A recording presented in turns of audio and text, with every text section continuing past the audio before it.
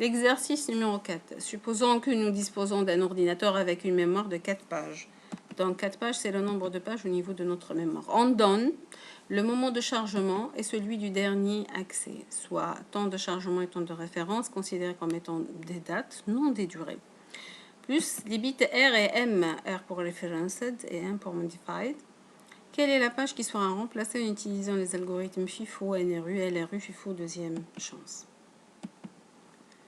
Alors, d'après l'algorithme FIFO, First In, First Out, on doit sélectionner selon la date de chargement la plus ancienne.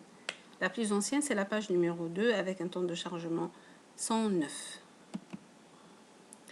Pour l'algorithme NRU, le Not Recently Used, la page victime est la page numéro 0 due à ces bits R et M qui est égal à 0. Pour l'algorithme LRU, le Least Recently Used, la page victime, c'est la page numéro 1 pour son temps de référence le plus ancien qui est égal à 250.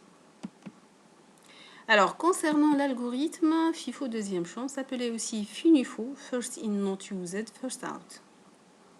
Il s'agit de donner une deuxième chance aux pages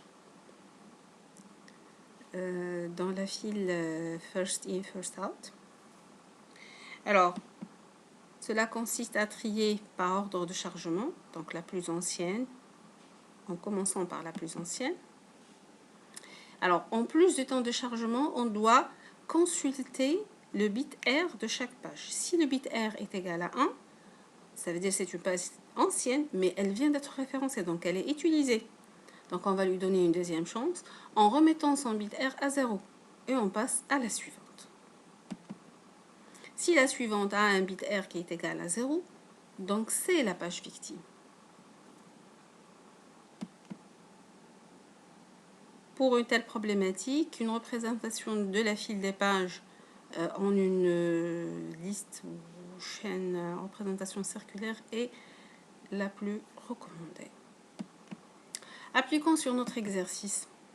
Donc, la file des pages pour l'algorithme FIFO, c'est FIFO deuxième chance, c'est la page numéro 2, puis la page numéro 0, puis la page numéro 3, puis la page numéro 1, selon les temps de chargement. Donc, en appliquant FIFO 2, on aura, alors on prend la tête de la file, c'est la page numéro 2, c'est la plus ancienne, mais son bit R est égal à 1, donc il sera remis à 0. Puis on passe à la suivante. La suivante, c'est la page numéro 0. C'est elle qui devient la tête de la liste.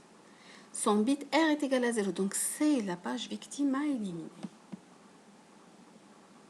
Donc, c'est la page numéro 0.